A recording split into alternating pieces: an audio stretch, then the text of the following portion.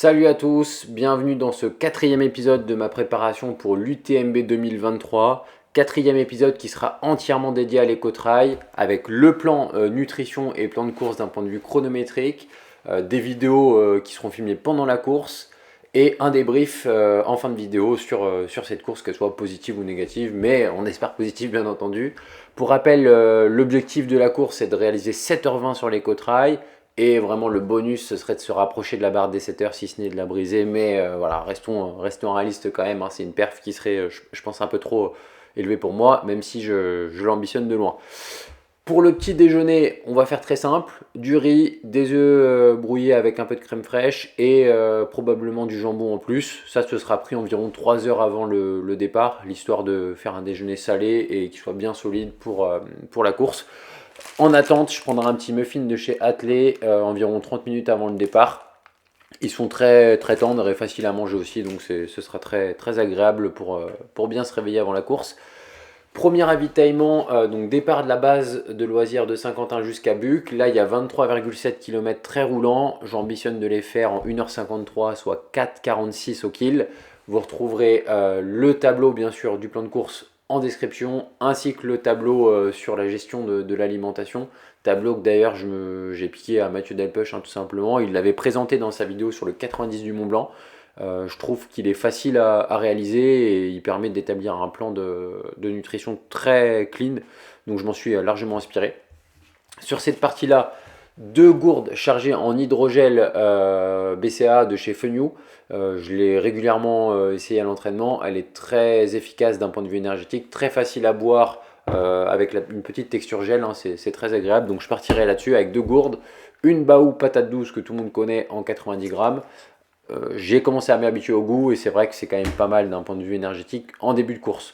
Des sneakers, enfin un sneakers et un Twix, sneakers de 50 grammes, Twix de 20 grammes, parce que c'est bon, parce que c'est sucré, parce que c'est calorique et je m'en suis aperçu, j'aime bien ça pendant la course, je préfère prendre des confiseries plutôt que des bars. De Buc jusqu'à Meudon, donc pareil 23 km sans ravitaillement, un peu plus de dénivelé cette fois-ci. On va continuer le plan. Une Baou patate douce, un gel Fenyu magnésium, donc c'est anti-crampe. J'en ai pas spécialement, mais je trouve que le gel est fluide et efficace d'un point de vue énergétique. Un sneakers, et pour la sortie de ravitaillement, je prendrai cette fois-ci une barre de chez Power Bar avec des noix de cajou qui fait 65 grammes. Elle est hyper calorique et glucidique. Je pense qu'au kilomètre 23, j'arriverai à la manger. Donc je me permets cette ambition, on va dire. Ensuite, on attaquera donc direction Chaville pour le aller chercher le kilomètre 57. Là, on est sur 10 km en autonomie. Il y a 1 heure de parcours à peu près. Je partirai cette fois-ci sur une compote Athlé, une compote sucrée, hein, donc pommes abricots de chez Athlé. Elles sont très très bonnes et d'un point de vue énergétique, c'est plus efficace, je trouve, que les Baou, surtout en fin de course. Avec toujours un petit Twix pour le plaisir, parce que quoi qu'il arrive, celui-ci passera. Ensuite, j'irai chercher Saint-Cloud avec une boisson Fenyu que Virginie me donnera, ainsi qu'une compote Athlée, cette fois-ci pomme fraise. Voilà, tant que ça passe, on mangera. Si j'y arrive pas, bah, je souffrirai. Mais j'ambitionne de manger tout ça, sincèrement. Une fois Saint-Cloud, il n'y aura plus qu'à aller chercher la Tour Eiffel par les quais de Seine. Donc là, on prendra un gel, parce que ce sera de la course sur route, hein, tout simplement. Un gel qui passera, il faudra qu'il passe, et un Twix pour cette dernière heure d'effort. Si le Twix passe pas ou le gel ne passe pas, il reste 1 heure. De toute façon, j'aurai mal aux jambes, j'aurai un peu mal partout. Donc ce sera moins dramatique. En plus, je me le mets en rab si vraiment j'ai faim, mais je pense que ce sera déjà pas mal. Un gel, un Mars et un Twix que Virginie pourra aussi me donner sur le parcours. À savoir que là, si je respecte le plan qui est en description, on est sur 2300 calories. C'est l'équivalent d'une journée de repas pour un adulte que j'ambitionne de prendre pendant la course. Alors ça fait pas énormément de choses par rapport à des assiettes, mais je peux vous dire que d'absorber tout ça en course, je pense que ça va pas être évident. Mais si le plan tient, je pense que je serai largement sauvé du nippo et ça m'aidera à tenir un effort constant toute la course sans moment de faiblesse. Suite de l'épisode avec la partie équipement, on va bien sûr se fier à la liste de matériel obligatoire. Donc ça va de l'alimentation, mais ça que j'aurais pris dans tous les cas. Je vais vous mettre en bas de l'écran le poids de chaque équipement. On a le petit verre qui ne servira pas mais qui est obligatoire. On a la lampe frontale avec la pile de rechange. Alors j'ai vraiment pris une lampe, l'histoire de dire que j'en ai une, hein, elle ne me servira pas non plus. Très légère, de chez Petzl. J'ai pris la couverture de survie, c'est sûr qu'à 2500 mètres d'altitude sur l'écotrail, je serais content de l'avoir. J'ai pris, alors il demande une poubelle, donc moi j'ai pris un sac de crotte à chat tout simplement qui pèse 2 grammes. A priori ils nous donneront une poubelle écotrail au départ, mais voilà, je préfère l'avoir en avance au cas où. Et un peu de, voilà, de mouchoir. En cas de désagrément, ça peut toujours arriver. Au niveau des gourdes, il y en aura 2 pleines et une vide qui restera constamment dans le dos pour respecter la réglementation. Mine de rien, je pensais que c'était plus léger que ça une gourde. Mais voilà, je la trimballerai dans le dos. Et mon sac, on partira sur un Salomon Sense Pro 5 litres qui est très confortable et lui en l'occurrence très léger. Alors, j'ai pas le brassard réfléchissant obligatoire. J'espère que le logo Salomon dans le dos et sur l'épaule réfléchissant fera l'affaire en termes de normes. Il n'y a pas de pénalité a priori si on ne l'a pas, même si c'est obligatoire. Bon, on fera avec, c'est pas gênant. Je rajouterai en plus de ça la carte d'identité et mais l'enclume, une enclume, un téléphone portable. C'est vrai que j'ai un smartphone classique iPhone, mais je comprends les athlètes élites vraiment qui achètent les mini téléphones de quelques grammes parce qu'en fait c'est pratiquement l'équipement le plus lourd après de l'alimentation dans mon sac. C'est terrible. Voilà, au niveau des chaussures, je partirai sur une paire qui est toute neuve. Je lui ai mis exactement 60 bornes à peu près de sortie, qui sera les Salomon Ultra Glide 2, le nouveau modèle. J'ai usé le moins possible les crampons pour que ce soit parfait pour la course et que j'ai des shorts bien neuves. Comme ça, si ça glisse, ça accrochera fort. Niveau matos que je ne prendrai pas, ce sera la veste de pluie. J'estime que voilà, il va pas pleuvoir ou très peu, donc j'en aurai pas forcément besoin. Je partirai avec un short plutôt léger et des poches élastiques pour pouvoir équilibrer les masses en fait entre le short et le sac. Et un t-shirt simple, s'il fait frais le matin, je rajouterai peut-être une petite paire de manchons, mais pas plus. Une casquette probablement, pas de lunettes, pas d'écouteurs, rien de superflu, simplement voilà, mes jambes, mes équipements obligatoires disons. Et ah si, une montre quand même sur laquelle je mettrai la trace. J'ai pas peur de me perdre, j'imagine que ce sera bien balisé, mais sur un malentendu, voilà, ça peut toujours servir aussi. Donc ça fera partie de l'équipement de base que j'aurai. Suite à cette présentation, place au vif du sujet. C'est parti pour l'écotrail en images. J'espère que le rendu caméra sera bon, que je vais réussir ces putains de courses quand même parce que je me suis bien entraîné pour. Et on se retrouve pour le débrief dans quelques minutes. Allez, ciao! Et voilà, on se retrouve au même endroit pour le débrief de cet écotrail. Traditionnelle photo d'avant-course sur la ligne. 80 km et 1400 mètres de dénivelé hein, pour l'édition 2023 de l'Ecotrail. On sera plus de 2000 coureurs au départ, dont 500 dans cette première vague. Les premiers vont rejoindre Buc à plus de 16 km/h. Ce sera 12,6 pour ma part, soit 4,46 au kill. C'est exactement le plan que j'avais suivi. J'avais prévu d'arriver en 1h53 à Buc et j'arriverai, comme vous allez pouvoir le voir, en 1h52-59.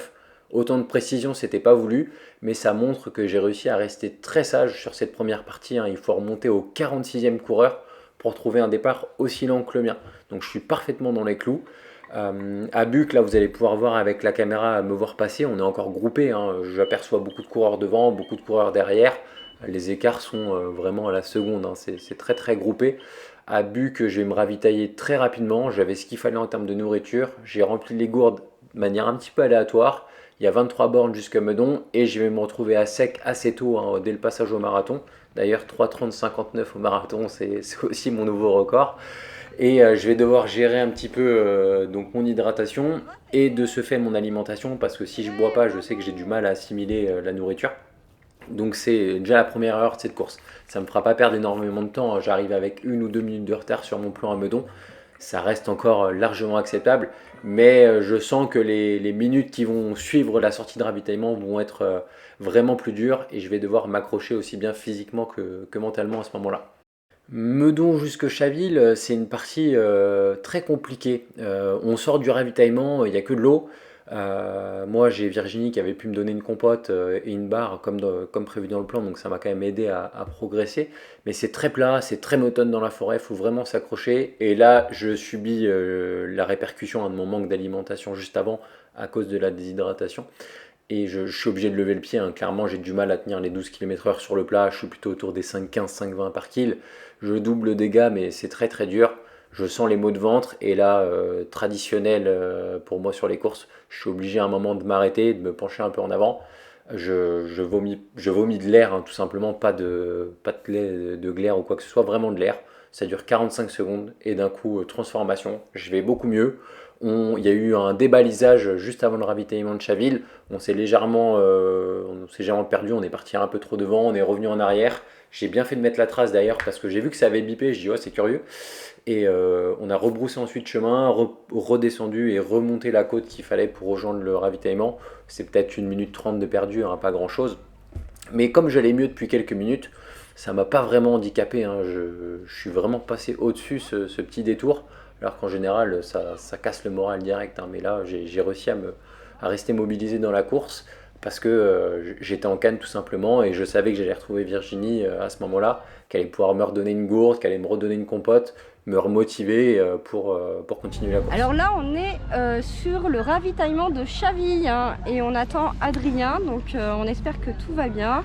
On l'a vu tout à l'heure à Meudon, il était bien, mais en fait il manquait d'eau. C'est vrai qu'il fait super chaud, mais en tout cas il est en bonne position, donc on est super content voilà, d'être sur les ravitaux. Et le prochain, ça sera directement à la Tour Eiffel, on n'aura pas le temps d'aller à Saint-Cloud. Chaville jusqu'à la Tour Eiffel, ou du moins Chaville jusqu'à Saint-Cloud, ça a vraiment été ma partie de course préférée. Je l'avais repéré à l'entraînement et je m'y étais senti très à l'aise, hein, sur cette partie-là. Il y a beaucoup de côtes, on va dire, qui sont des gros faux plats à passer en force. De temps en temps, des petits parties raides à mettre les mains sur les cuisses, voilà, ça avance bien. Et surtout, les descentes étaient vraiment sur mesure pour moi, hein. C'était des faux plats assez faciles, donc je pouvais vraiment passer ça en déroulant un petit peu en force. Quand on a les jambes, forcément, ces genres de parties, ça permet, on prend vraiment beaucoup de plaisir. Je suis à ce moment-là allé chercher ma 29e place. 29e place que je garderai jusqu'à l'arrivée. Ça fait 95 coureurs doublés entre le premier ravito et Saint-Cloud. Je me suis fait doubler par personne, peut-être sur un ravitaillement, mais sinon je crois pas m'être fait doubler. Donc c'est une sensation très agréable, hein. Forcément, quand on double des gars, ça donne un peu la grinta, c'est plutôt cool. À ce moment-là, on est tout seul, hein. Il n'y a personne devant, personne derrière quand on se retourne. Il faut quand même ouvrir les yeux sur le balisage, même si à la fin, je connaissais quand même le parcours. J'avais comme deuxième objectif de bien figurer sur les quais. Je savais que c'était mort pour le subset. Quand je suis arrivé au ravitaillement de Saint-Cloud, j'avais 6h09, je crois, sur ma montre. Je savais que 51 minutes pour faire 11 bornes, c'était mort, surtout que il y avait quelques escaliers, il y avait la montée de la Tour Eiffel qui allait casser la moyenne de toute façon, donc c'était cuit. J'avais pour objectif de bien figurer sur les quais, maintenir les 12 km/h, c'était pratiquement le cas, ça a été le cas pendant 6 ou 7 bornes. La fin était un petit peu plus difficile, il y avait plus de monde entre les touristes qui levaient les yeux, les gens scotchés sur les téléphones, les chiens sans laisse. Voilà, faire un peu de slalom entre tout le monde, c'était un peu plus délicat, mais bon, pas très grave, ça fait partie de l'ambiance parisienne. L'arrivée sur la Tour Eiffel, c'est simplement incroyable. Beaucoup de monde, c'est bien barriéré, il y a quelques applaudissements qui réchauffent quand même le cœur. J'aperçois Virginie, ses enfants, mon frère qui était venu avec sa copine et les Brunets aussi pour m'encourager. Voilà, ça fait vraiment plaisir. L'émotion monte quand même à ce moment-là entre le décor qui est très sympa et toutes ces personnes. J'attaque la Tour Eiffel, voilà, heureux, hein, c'est presque facile. Ça fait quand même un effet chaud-froid, hein. L'effet, vous rentrez dans un jacuzzi puis vous prenez un gros seau d'eau froide dans la gueule. Mais il suffit de monter les marches, voilà, on appuie un peu, ça dure 3-4 minutes, les mains sur les cuisses ou en tirant la rambarde. Arriver là-haut, c'est super sympa. La vue sur Paris est magnifique. On a eu le droit à un peu de coca, quelques cacahuètes, etc. Ça permet de parler entre coureurs. Contrôle matériel, j'avais bien tout le matériel nécessaire, donc pas de pénalité horaire de ce côté-là. Puis voilà, j'ai respecté la règle de manière normale. J'ai filé ensuite récupérer le cadeau. Il y avait une médaille bon, anecdotique, une bière et un poster. Ensuite, on a eu le droit à un repas, donc c'était des lasagnes avec yaourt, café, fromage, toutes ces conneries. C'était assez agréable. On mangeait aussi dans le gymnase qui était chaud, hein, donc ça faisait du bien. Puis retour à la maison après pour passer une bonne nuit de sommeil, parce qu'après 7 heures d'effort, j'étais quand même bien claqué. Quoi qu'il en soit, salut à ceux que j'ai croisés sur la course et avec qui on a pu discuter. Prochain épisode, ça va être la préparation maintenant pour la Maxi Raid d'Annecy. C'est le premier gros morceau de l'année où là on reprend la course en montagne. On est parti pour une course de 88 bornes et dans les 5000 mètres de dénivelé, donc ça va être assez costaud. J'ai pas encore réfléchi à l'objectif de temps et comment je vais structurer ma course, avec quelles sensations je vais rechercher sur cette course. En tout cas, ça va être assez sympa. La prépa continue, merci de me suivre. Et puis la route sur l'UTMB se rapproche à grands pas, hein. Il n'y a plus grand chose à faire maintenant, hormis s'entraîner tête baissée. Voilà, donc on se retrouve dans le cinquième épisode. Ciao tout le monde, et puis à bientôt.